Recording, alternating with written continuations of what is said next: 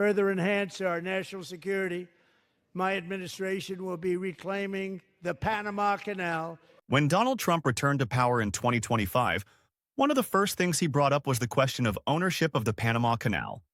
So, what exactly is the Panama Canal, and why is it so important to the United States?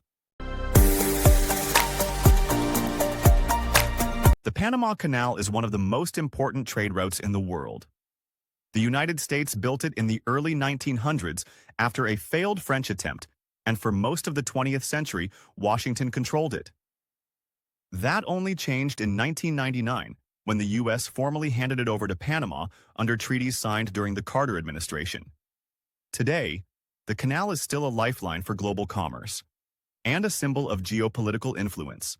Every year, the canal handles more than 420 million tons of cargo: oil, grain, cars, electronics, you name it. In 2024, even with drought restrictions, revenues hit nearly $5 billion. By 2025, as water levels recovered, both shipping traffic and toll income went up. But back in 2017, Panama switched diplomatic recognition from Taiwan to the People's Republic of China. Since then, China has invested heavily in the country: infrastructure, education, cultural ties, even a Confucius Institute.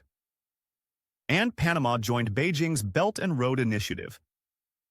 The United States was not happy. Chinese companies, especially Hong Kong-based firms near the canal, were seen as potential risks, raising fears of interference or even sabotage. What makes the canal so valuable comes down to geography. It connects the Atlantic and Pacific Oceans, cutting nearly 8,000 miles off the trip around South America's Cape Horn. That's weeks of travel saved. For the United States, though, the canal isn't just about commerce. It's about military power.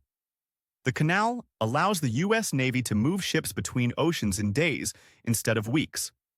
During the Cold War, that ability was essential. Even today, it remains a central part of America's strategy. For Panamanians, the canal is more than just a waterway. It is a symbol of sovereignty and managing the competing interests of China, the United States, and global corporations will be one of the country's greatest challenges. Many in Panama see the canal as their proudest achievement, proof that a small nation can manage a global asset. Now, in 2025, things are shifting again. After President Trump raised concerns, Panama announced it would step back from China's Belt and Road Initiative. Meanwhile, Hong Kong's C.K. Hutchison, which has long controlled ports on both ends of the canal, agreed to sell its stake to a consortium led by BlackRock. If the deal goes through, those critical assets will be under U.S.-aligned control. For Panama, the canal will always be a symbol of sovereignty. But for the United States, it is much more than history. It is strategy.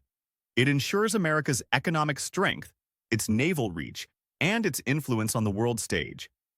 And as competition with China deepens, keeping the Panama Canal secure and aligned with U.S. interests may prove just as vital in the 21st century as it was in the 20th. If you like our videos, please hit like, subscribe, and share. Thank you for watching.